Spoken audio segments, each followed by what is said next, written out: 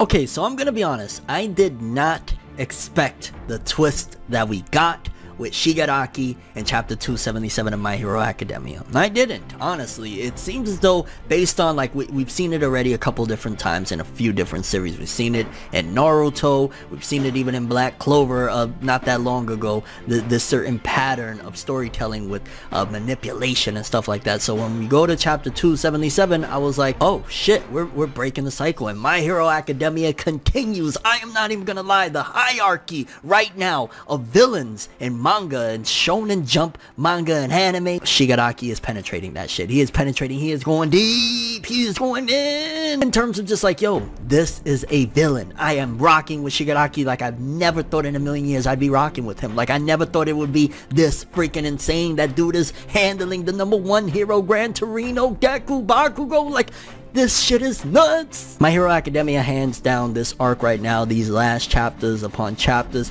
you cannot deny that it is simply showcasing greatness. Like, this, in my opinion right now, might be, well, you know what, as a matter of fact, let's just jump into it, because My Hero Academia, baby.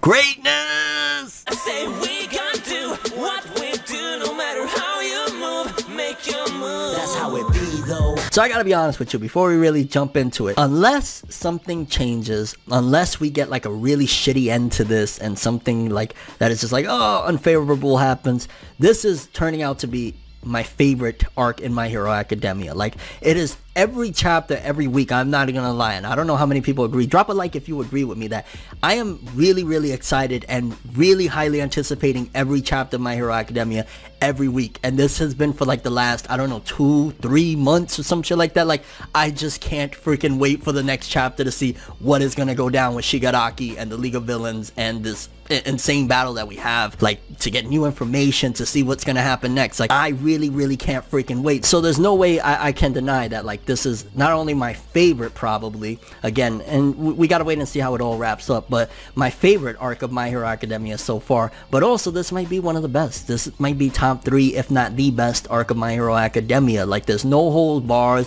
Like, I don't feel like any character is particularly safe, minus maybe like a Deku. Like, Deku's the only one that I feel like, okay, he's safe.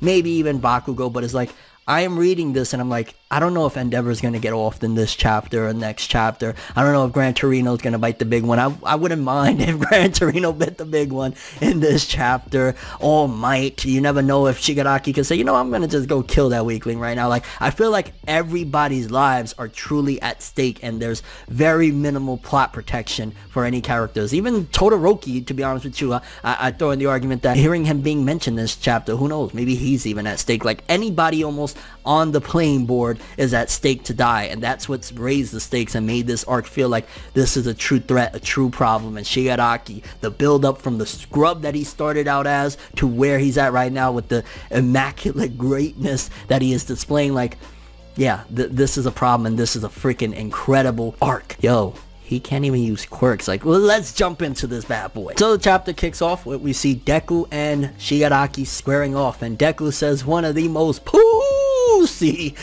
lines ever. Like, as long as his quirks aren't, you know, usable, we can jump in the fight. Like, that is some pussy ass shit from Deku. Like, yeah, you know, as long as, you know, there's barricades and there's all these things that are stopping him from using his true power, with like 5 or 6 of us, we might be able to take him down. Like, Deku, like, I guess it is what it is. You're a hero and you're just trying to stop this threat by any means, but fam, that is some, like, you know, cookie crisp, pussy crisps from Deku with that line. I ain't gonna lie. Like, yeah, I get it. You want to stop him. Yeah, I get it. He is very deadly, and if he's able to use his quirks, he's probably even at this point surpassing that of All For One. I understand it, but boy, I would have loved to hear something else. Like, yo, I don't give a fuck. Yo, blink, Aizawa, Sensei, go blink right now. I'm gonna fuck you up. I want him at full power. Like, that's what a saying a real motherfucker would do. Like, Vegeta, you think Vegeta was dare say some shit like that? Even Goku, you think they would say some shit like, yeah, man, restrict all of his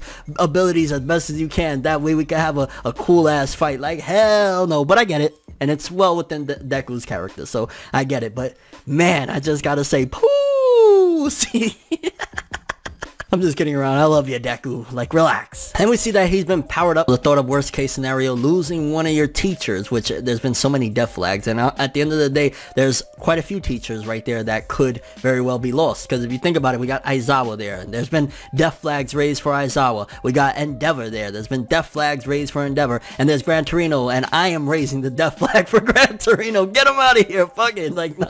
You got 3 different possibilities of people that could die, senseis, and Deku's trying to stop that. So honestly, this is like insane. Like, Shigaraki by himself, they're trying to jump him, and still, like, yo, I can't get over that. I mean, you got Bakugou there, he attacks Shigaraki, and he's like, yo, cute fireworks there. Like, cute fireworks, fam. Like, what the fuck? Here we got Deku using his second quirk on him, Black Whip, and he's like struggling, trying to hold him down. And I ain't gonna lie, you could tell very, very big blow to Bakugou's pride in this one. Very, very big blow via Shigaraki. On top of everything, like, he's even digging in on that pride, that Vegeta character-esque type of deal that Bakugou got going on when Shigaraki says, sorry, you're not on my radar anymore. Like, you know that gotta hurt Bakugou. Like, there's a part of him that we've seen he's developed past the point of, like, Deku, you piece of shit, and all of that stuff, but you know that he still wants to be, like, you know, the best. That's still a part of him, right? So for the villain to say, like, oh, you're not worth it anymore, like, Deku's the one that I really give a shit about. You ain't nothing no more. You know, to a certain degree, that pissed Bakugou off and really shitted on his pride. Like, yeah, he's just thinking about the mission to a certain degree, but a certain part of it is, it gotta be bothering Bakugou. It gotta be bothering him that, yeah, you ain't the star attraction. Like, you ain't that dude, fam. You ain't the prince of shit. Then we get Endeavor landing another punch on Shigaraki, and he starts asking, yo, where's Shoto? Which definitely leads me to believe at some given point, Todoroki, Shoto, whatever you want to call him, is going to arrive. Like, you know, my theory that I've had already like 2 chapters ago, where I said that I truly feel it's going to be the big three, the new big 3 of My Hero Academia, Deku, Bakugou, and Todoroki, that are going to face off in the finale of this part of My Hero Academia against Shigaraki. I still feel like that stands. And when Endeavor asked, yo, where's Shoto? I feel like that's slowly but surely, because he is going to be a part of all this. It's just going to be a bit until he shows up or he's involved in all of this. But, and again, who knows? One for all being passed down to the both of them, all 3 of them using that just sounds so sick, and that's really needed right now. Really needed. Because I mean, like, Endeavor just says, even in this chapter, like, yo, he's just as sturdy and as strong as All Might.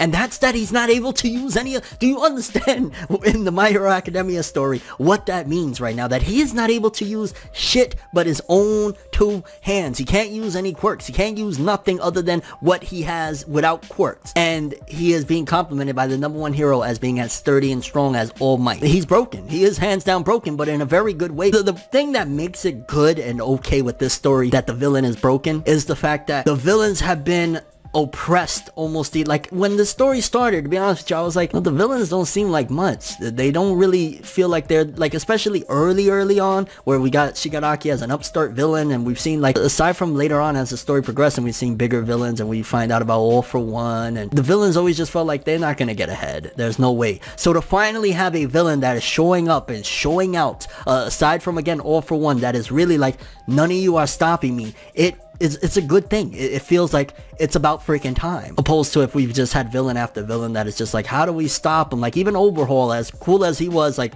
you know, if they, you know, the #1 and #2, #3 hero jumped them, it would have been a wrap for him, right? So, like, seeing Shigaraki, that it feels like hopeless almost to a certain degree, it's great. It's great. And right here is where it starts to really dive into something that is breaking away from a certain trope that I've seen passed down time and time again already for a while now. Because Shigaraki, at first, he's like, maybe I should just scoop Deku and bounce out of here, you know, just grab him and go, which I don't think that'd be easy to do either, considering, like, Aizawa got his eyes on him and all his quirks. But yeah, if he managed to grab him and run away out of Aizawa's distance, then he'd be able to use his quirks, and then Deku will really be screwed, right? But one of the things is, as that line started, everything following is where Shigaraki truly starts to understand the magnitude of the thoughts. Because he says out loud, acquire one for all, you will be mine, little brother. And Deku's like, the fuck? I ain't your brother, fam. What you on, some, you got some brother complex? Oni-chan, son? Like, what the fuck you doing, bro? I would have been like, fam, I ain't your brother. You need to get the fuck away from me right now. Like,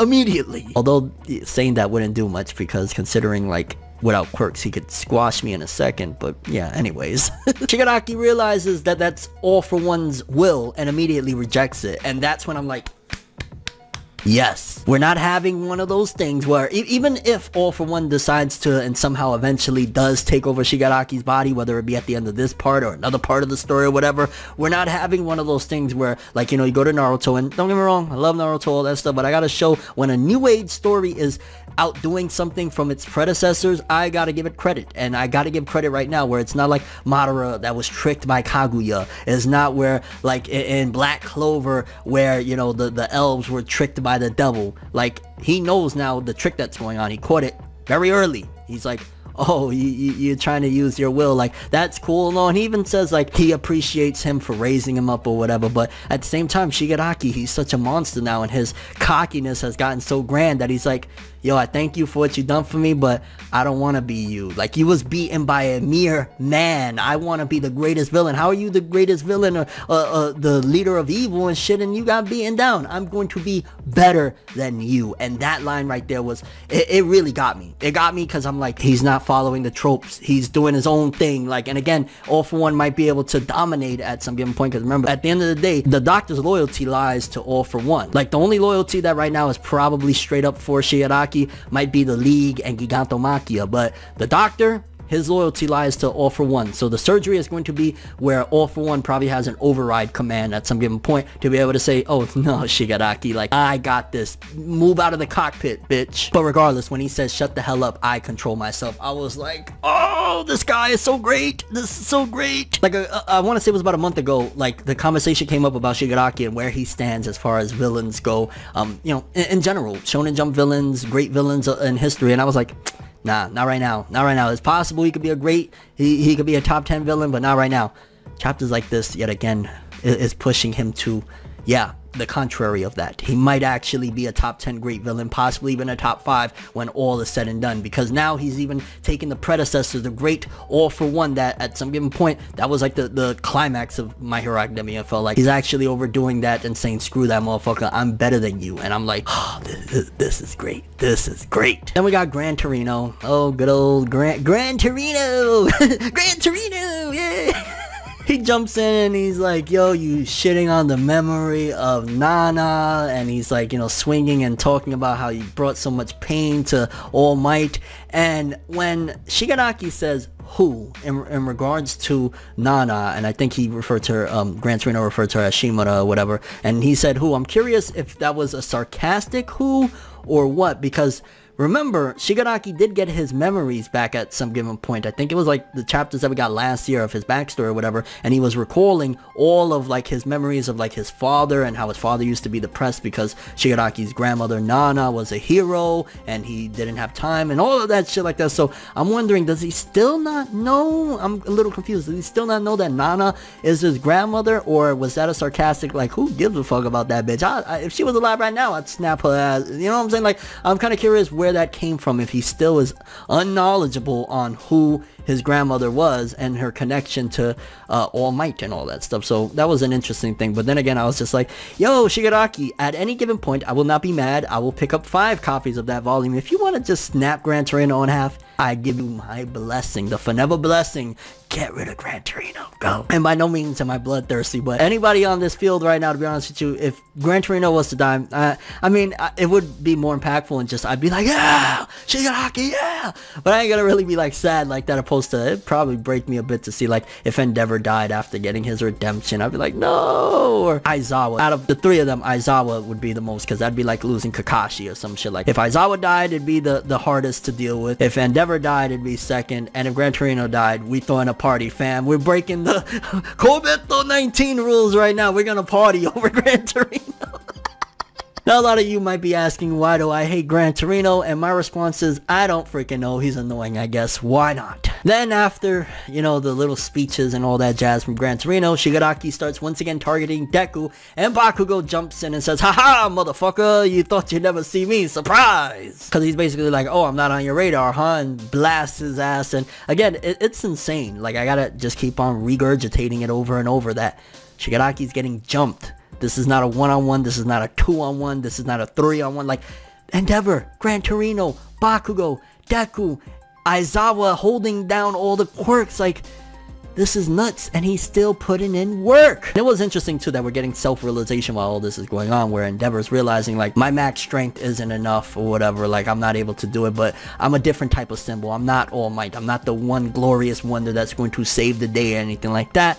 But I'm still carving my own path, and I like seeing that, which again is making me wonder if we're getting death flags here. Are these death flags for Endeavor that he's going to be going soon? I don't know who. I have no doubt in my mind that somebody's going to bite the big one at the hands of Shigaraki. It's just a matter of when and who. And based on who we have on the board, let's be real, Deku's not dying, Bakugou's not dying, he might get injured. So it's probably going to be one of the senseis, Gran Torino, Aizawa, or Endeavor. Or it could even turn out that Shigaraki bounces and finds All Might and snaps him in half, which that'd be freaking insane too. And then we wrap up the segments of the chapter with Shigaraki with a vanishing fist from Endeavor, and I was just like, oh man, I ain't gonna lie, because you know, the end of the chapter was cool shit too, and I'm looking forward to seeing what's gonna happen, but I hope the next chapter just doesn't completely get away from the Shigaraki stuff. I'm really enjoying that shit, and it would be a shame to not see him for another couple chapters. Like, please don't leave completely the Shigaraki stuff. You want to focus on a few other things at the moment, fine, but from time to time, please cut back to this, because it's just been great. But then again, the ending was pretty hyped too, because we got Mount Lady holding back Giganto Machia along with the League of Villains on top of his back from reaching over there. I'm like, yo, shout out to Mount Lady. I did not expect for her to be that capable and that much of a beast to hold out Giganto Machia. Giganto Machia, he's like,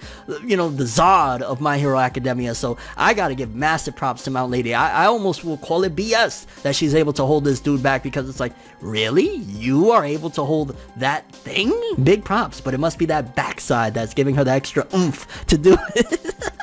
Overall, another amazing chapter of My Hero Academia. The combat is great. The self-realization from Shigaraki, that felt like a twist and a half, that no, he is not allowing All For One to have his way with him. He is going to run this bitch. Giganto Machia at the end with Mount Lady, Gran Torino, everything. Like, just so much shit. Curious what you guys thought about this best part of the chapter. Who do you think is going to bite the big one? Who is dying? Who is the tragedy here? Is it Gran Torino? Is it All Might somehow? Is it Endeavor? Is it Aizawa? Is it going to be somebody else? How do you see this playing out? Also, what do you think about Bakugou's pride being heard a bit about? You're not even on my radar anymore. Shigaraki fighting all of these heroes, and seemingly he's on All Might's level without his quirks. Like, your overall thoughts? Like, again, drop a like for Shigaraki. I don't know. Like, I'm loving this guy. Like, best villain of My Hero Academia. Like, for me, he's best villain right now. Right now, period. Of everybody we've seen overhaul, Stain, his ideals was cool and all, but just what he is accomplishing right now, I gotta give massive